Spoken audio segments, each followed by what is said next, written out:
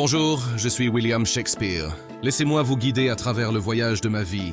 Un récit tissé avec des mots, du drame et l'héritage durable de mes contributions littéraires.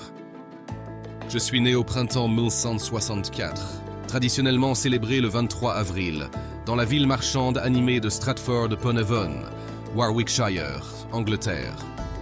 Le fils de John Shakespeare, fabricant de gants et échevins, et Mary Arden, une héritière locale. J'ai grandi dans une famille de 8 enfants. J'ai fréquenté la King's New School à Stratford, où je me suis immergé dans la littérature et la grammaire latine.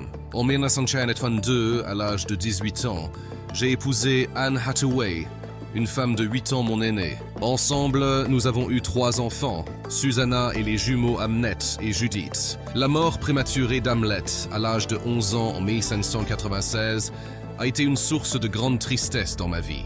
Dans les années 1580, j'ai déménagé à Londres, laissant ma famille à Stratford, et j'ai commencé ce qui allait devenir une carrière brillante au théâtre. Je suis devenu acteur, dramaturge, et finalement copropriétaire de la compagnie de théâtre connue sous le nom de Hommes du Chambellan du Seigneur, plus tard, les Hommes du Roi. Cette période a vu la création de nombreuses de mes œuvres, y compris des pièces renommées comme Roméo et Juliette, Hamlet, Othello et Le Roi Léar. Mon œuvre comprend 39 pièces de théâtre, 154 sonnets et 2 longs poèmes narratifs. Mes pièces sont divisées en comédie, histoire et tragédie, chacune explorant la largeur de l'émotion et de l'expérience humaine. Mes sonnets, publiés en 1609, explorent des thèmes de l'amour, de la beauté, de la politique et de la mortalité.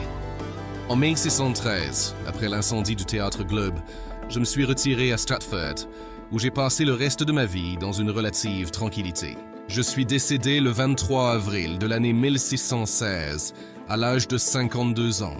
Mon dernier lieu de repos est dans le chancel de l'église de la Sainte Trinité à Stratford. Mes œuvres ont transcendé le temps et la culture, avec des thèmes et des personnages qui résonnent profondément avec le public, même aujourd'hui. On me désigne souvent comme le poète national de l'Angleterre et le barde d'Avon. Mon influence sur la langue et la littérature anglaise est profonde, avec d'innombrables adaptations de mes œuvres qui continuent d'inspirer et de divertir les gens du monde entier. Ce bref récit offre un aperçu de ma vie, rempli de mots écrits, des joies personnelles et des tragédies, et un héritage durable qui continue de captiver et d'influencer aujourd'hui. L'un des poèmes les plus célèbres de William Shakespeare est sans aucun doute le sonnet 18, qui est souvent mentionné par sa première ligne. Dois-je te comparer à une journée d'été? Ce sonnet est célébré pour son beau langage et son thème intemporel, comparant la beauté d'un être cher à la beauté de l'été, et affirmant que la beauté de l'aimer ne se fanera jamais, contrairement à la nature éphémère des saisons. Voici le texte complet du sonnet 18. Puis-je te comparer à une journée d'été? Tu es plus charmante et plus tempérée. Les vents rudes secouent les tendres bourgeons de mai, et la durée de l'été est trop courte. Parfois l'œil du ciel brille trop chaudement, et souvent sa complexion dorée est ternie, et chaque beau décline, parfois par hasard, ou par le cours changeant de la nature non taillée. Mais ton éternel été ne se fanera pas, ni ne perdra possession de cette beauté que tu dois. Ni la mort ne se vantera que tu erres dans son ombre, quand dans des lignes éternelles à l'époque tu grandis. Tant que les hommes peuvent respirer ou voir,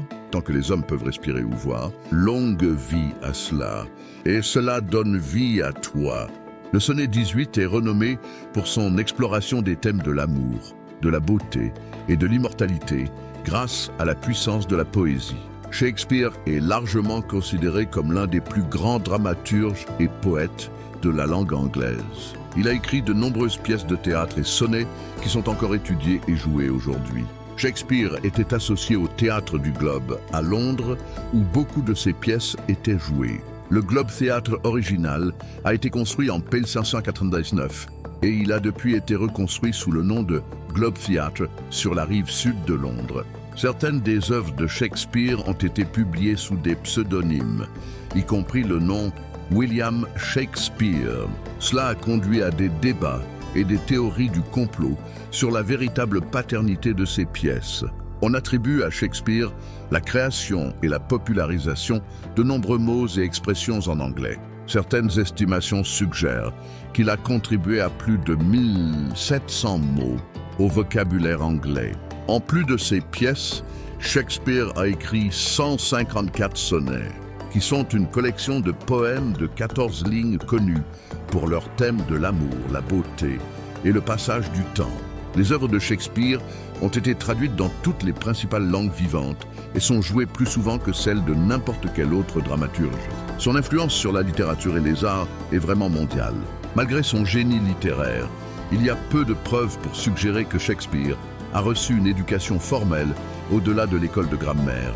L'héritage de Shakespeare continue de prospérer avec d'innombrables adaptations, films et productions théâtrales basées sur ses œuvres. Son impact sur la littérature, le théâtre et la langue anglaise est durable et profond.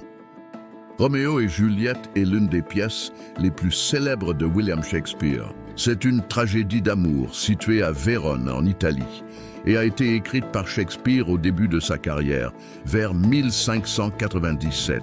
La pièce raconte l'histoire de deux jeunes amoureux, Roméo et Juliette, qui viennent de familles en conflit, les Montaigu et les Capulet. Malgré l'intense rivalité entre leurs familles, Roméo et Juliette tombent profondément amoureux et se marient en secret. La tragédie frappe lorsqu'une série de malentendus et d'événements malheureux entraîne la mort prématurée des jeunes amoureux. Roméo et Juliette est renommé pour son langage poétique, ses thèmes intemporels d'amour et de conflit, et ses personnages mémorables. Cela a été adapté en diverses formes de médias, y compris des films, des ballets, des opéras et des réécritures modernes, en faisant un classique de la littérature mondiale. Voici quelques citations célèbres tirées des poèmes de William Shakespeare, du sonnet 18. Dois-je te comparer? Il a un jour d'été, du sonnet 116. L'amour n'est pas l'amour qui change quand il trouve un changement. Du sonnet 29, quand en disgrâce avec fortune et les yeux de misère, du sonnet 130. Les yeux de ma maîtresse ne ressemblent en rien au soleil. Du sonnet 73, cette époque de l'année où tu peux. Un songe d'une nuit d'été, une pièce, mais elle contient de la poésie. Le cours du véritable amour n'a jamais été sans heurts. D'après Vénus et Adonis, l'amour réconforte comme le soleil après la pluie. Du viol de Lucrèce, le remède est pire que la maladie. Ce ne sont que quelques exemples des citations poétiques de Shakespeare, et ses œuvres regorgent de vers magnifiques et intemporels. Être ou ne pas être, telle est la question, est une citation célèbre de la pièce Hamlet de William Shakespeare. C'est du monologue d'Hamlet dans l'acte 3, scène 1, où il contemple le sens et l'importance de la vie et de la mort. Cette phrase est l'une des plus emblématiques et reconnues de la littérature anglaise. Ici, on de cette scène, et les hommes et femmes ne sont que des acteurs. Ils ont leurs sorties et leurs entrées, et un homme dans son temps joue de nombreux rôles, ses actes étant les 7 âges. Au début, le nourrisson, miaulant et vomissant dans les bras de la nurse. Et puis le gamin de l'école se plaint, avec sa besace et son visage brillant de matin, rampant comme un escargot réticent à aller à l'école. Et ensuite l'amant soupirant comme une fournaise, avec une ballade mélancolique, faite pour le sourcil de sa maîtresse. Puis un soldat, plein de serments étranges, et barbu comme le pare, jaloux en honneur, soudain et rapide en dispute, à la recherche de la réputation éphémère même dans la gueule du canon. Et puis le justesse, en ventre rond équitable, avec une bonne cape doublée, main avec des yeux sévères et une barbe de coupe formelle, plein de plaies sages et d'exemples modernes. Et donc, il joue son rôle. Le 6e âge se transforme en pantalon maigre et pantoufles, avec des lunettes sur le nez et une poche sur le côté. Sa jeunesse bien conservée, un monde trop vaste pour sa jambe rétrécie et sa voix virile. Revenant à nouveau vers des sons enfantins, des sifflets et des flûtes dans sa voix. La dernière scène de toute cette histoire étrange et mouvementée est une seconde enfance et une simple oubli. Sans dents, sans yeux, sans goût, sans rien. Tous les mondes sont une scène, et tous les hommes et femmes ne sont que des acteurs.